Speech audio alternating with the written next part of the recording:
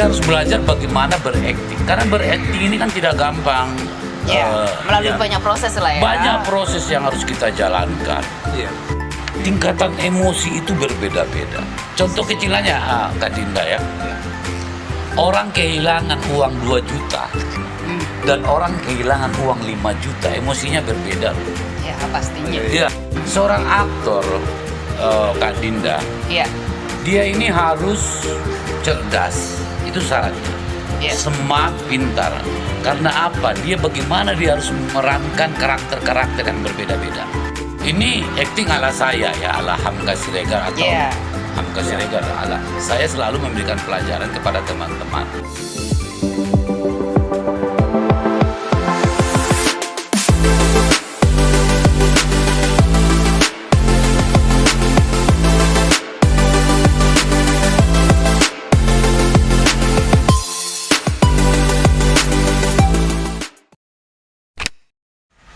Nah, ketemu lagi Sobat Adindaku, edisi Ngupi-Ngupi bersama artis Indonesia. Artis-artis senior Indonesia yang punya film-film hebat. Bagaimana beliau-beliau berperan hebat. Saya bersama Wahyu Del Toro dan Bang Hamka Siregar. Luar biasa ya. Kita sama-sama sapa teman-teman pemirsa Adindaku ya. Saya akan memperkenalkan secara keseluruhan kesuksesan beliau, juga peran-peran beliau di dunia perfilman. Ke Bang Wahyu dulu ya, Bang Wahyu ya. Bang Wahyu, saya tuh melihat Bang Wahyu ya, film-film Bang Wahyu itu bagus-bagus, aktingnya juga luar biasa. Padahal pemirsa, Bang Wahyu ini adalah seorang pramugara, sudah perser. Kita seprofesi ya dulu ya. Betul sekali. Jadi bagaimana nih dari seorang pramugara kemudian bisa terjun di dunia acting dan sukses gitu? Gimana? Apa tuh motivasinya pertama apa? Itu spektakuler sekali. Amazing.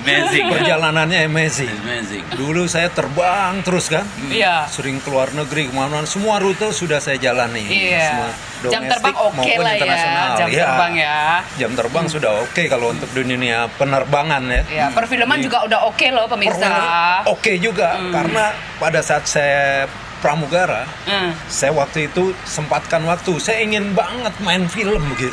Belajar acting ya Bang? Belajar acting? Oh pasti. Di mana belajar? Saya belajar acting dengan private. Private ya, khusus beberapa guru saya pelajari. Jadi dulu manggil guru acting. Manggil guru acting. Keren. Iya. Pemirsa keren. Jadi lebih greget gitu ya, lebih masuk gitu ya, beda ya. Iya, karena saya kan biasa terbang kemana-mana, jadi merasa kayaknya saya belum bisa begitu berakting, makanya saya panggil lah itu. Sekarang merasa punya destinasi baru ya di dunia perfilman ya. Tentu. Karena sekarang malah menjadi hobi saya itu. Gitu ya. Iya, hobi saya udah acting masuk itu nih ya. Hobi, Hobi berakting. Hobi berakting. Kalau mau berakting meriang dong.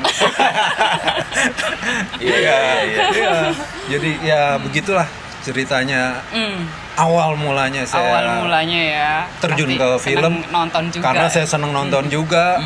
Saya pengen seperti mereka yang ada di film itu. Siapa yang diidolakan film? Yang diidolakan itu aktor luar negeri dulu ya. Luar negeri. Tapi namanya Del Toro. Berarti suka sama Benicio Del Toro dong. Betul sekali, makanya nama itu saya pakai sekarang. Mudah-mudahan saya senang sekali dengan aktingnya Benicio Del Toro, itu aktor Hollywood. Saya belajar dari dia gitu. Mengenai aktingnya saya tonton film-film dia dan saya tiru. Dan saya juga belajar acting dari guru-guru saya. Yang bisa memacu untuk menjadi seperti sehingga itu gitu ya. Saya mengidolakan dia, saya kasih nama saya juga Wahyu Del Toro. Wahyu Del Toro. Nanti Wahyu pemirsa melihat film-film Wahyu Del Toro ya. Ada nanti banyak film-filmnya ya dengan acting-actingnya yang luar biasa. Amazing Iya. Dan Bang Hamka nih sekarang. Bang Hamka, sekarang ini ya banyak pendatang-pendatang baru, aktor, aktris ya.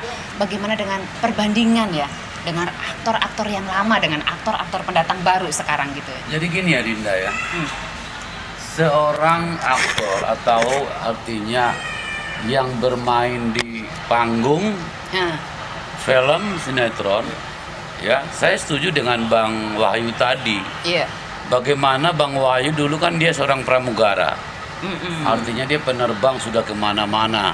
Yeah. Tetapi tiba-tiba entah kenapa dia punya keinginan untuk menjadi seorang pemain ataupun film, seorang ya. aktor. Dan dia betul, dia memanggil guru, memanggil teacher untuk coach, untuk mengajari dia bagaimana berakting. Yeah. Di samping beliau ini Bang Wahyu ini juga artinya hobi nonton ya Bang Wahyu. Iya. Sehingga dia tertarik dengan seni peran itu, dengan film itu. Makanya dia panggil guru acting. Nah sebetulnya aktor-aktor Indonesia itu atau teman-teman yang ingin berkecimpung di dunia seni peran, memang sebetulnya dia harus belajar. Saya setuju. Dia harus belajar bagaimana berakting. Karena berakting ini kan tidak gampang. Melalui banyak proses lah ya. Banyak proses yang harus kita jalankan. Kemudian bagaimana juga pada saat kita terjun langsung acting itu pasti kan ada banyak macam-macam tuh ya, ada masalah-masalah apa tuh, bagaimana pasti menanggapinya gimana tuh ya. Tapi gini, artinya kita ini acting ala saya ya, ala Hamka Siregar atau Hamka Siregar ala saya selalu memberikan pelajaran kepada teman-teman kalau berakting ala saya, karena saya tidak mau acting ala si ini gitu ya, pakai metode saya aja. Seorang aktor Kak Dinda, dia ini harus cerdas, itu syaratnya. Smart, pintar. Karena apa? Dia bagaimana dia harus memerankan karakter-karakter yang berbeda-beda. Kayak Bang Wahyu, suatu ketika dia akan memerankan seorang dokter, dia harus memerankan seorang menteri, dia harus memerankan seorang tukang beca. Otomatis dia kan harus observasi, dia harus belajar. Belajar apa? Dia harus belajar emosinya, ekspresinya, gesturnya. Maka tadi saya sangat setuju Bang Wahyu ini manggil guru acting. Di samping dia hobi nonton. Nah, seorang aktor yang baik menurut saya, dia harus pintar. Dia harus bisa apa yang dia lihat dia rekam, apa yang dia dengarkan dia rekam. Sehingga memang bakat dia itu. Jadi dia bisa memainkan karakter itu. Jadi kalau kita ngeliat terus ya, koreksi terus ya. Gitu. Jadi kalau kita ngeliat tukang beca, kita pelajarin gitu kan. Tukang beca itu bagaimana dia ngelap keringatnya, itu kan perlu gesturnya, ekspresi mukanya. Bagaimana dengan dokter yang sibuk, bagaimana orang mau operasi. Tingkatan emosi itu berbeda-beda. Contoh kecilannya, Kak Dinda ya. Orang kehilangan uang 2 juta dan orang kehilangan uang 5 juta, emosinya berbeda loh. Ya pastinya. Iya, kalau Kak Dinda mungkin kalau betul nggak Bang? Betul. Kalau mbaknya Kak Dinda kehilangan 2 juta, pasti bilang, aduh gue taruh di mana ya 2 juta uang gue nih. Taruh di mana? Aduh gue lupa deh naruhnya. Mungkin Kak Dinda begitu. Tapi kalau udah 5 juta, aduh bisa diri tuh. Gimana ya 5 juta ya? Speednya lebih cepat, stresnya lebih cepat. Nah jadi acting itu apa? Membangun emosi. Makanya seorang aktor, artis yang baik dia bisa mengkontrol emosinya. Sehingga itu yang dibilang menjadi seorang pemain yang baik. Tidak artinya di film, artinya di panggung, kira-kira gitu Kak Dinda. Iya. Luar biasa ya, ternyata suatu tuh pembelajaran itu sangat-sangat penting. Nah, jadi ini saya ajak teman-teman pemirsa Adindaku belajar perfilman lebih matang lagi. Kita bisa sama-sama dengarkan pengalaman-pengalaman beliau-beliau ini di dunia perfilman. Kemudian ini saya mau mencoba, pasti ada masalah-masalah ya di dalam pada saat kita produksi, iya nggak? Ya, pada saat produksi kira-kira pengalaman apa yang menimbulkan mungkin ada rasa yang tidak enak atau pasti ada lah ya seperti itu ya. Itu pengalaman waktu syuting biasanya. Iya, pengalaman pada saat kita produksi ya. Kita biasa menunggu kan. Menunggu itu paling menyebalkan. Menunggu itu menyebalkan. Ini di saat kita menunggu kedisiplinan, kita sudah datang pagi-pagi. Tapi teman lawan main kita datang telat, itu lebih menyebalkan lagi. Stres, waduh, capek, mood kita hilang. Mau hilang? Iya, mood kita hilang. Jadi kita udah siap. Udah siap ya dengan skrip, udah skripnya kita udah baca, udah pelajari, tapi teman kita telat datang, mood kita hilang. Dan apalagi dia belum baca di tempat lokasi, waduh, tambah pusing lagi. Ini sering kejadian kok. Iya, seperti itu. Itu bermasalah sekali. Bermasalah ya. Sutradara pun juga nggak suka itu. Untuk mengatur emosi, mengembalikan emosi yang tadinya sudah clear lah ya, kita untuk langsung syuting jam sekian sesuai dengan schedule, tapi karena ada perubahan yang tidak kita inginkan, akhirnya merubah emosi kita, gimana Bang Hamka, seperti tadi cara kita menumbuhkan emosi lagi seperti ke awal artinya kita kehilangan mood Bang Wahyu kehilangan teman tidak disiplin. Dan juga ngalamin banyak tuh kayak gitu. Banyak ya. Jadi ngalamin juga saya. Sering banget. Jadi sebetulnya gini, seorang aktor itu yang baik, dia harus komitmen dulu sebetulnya. Karena dia nomor satu komitmen.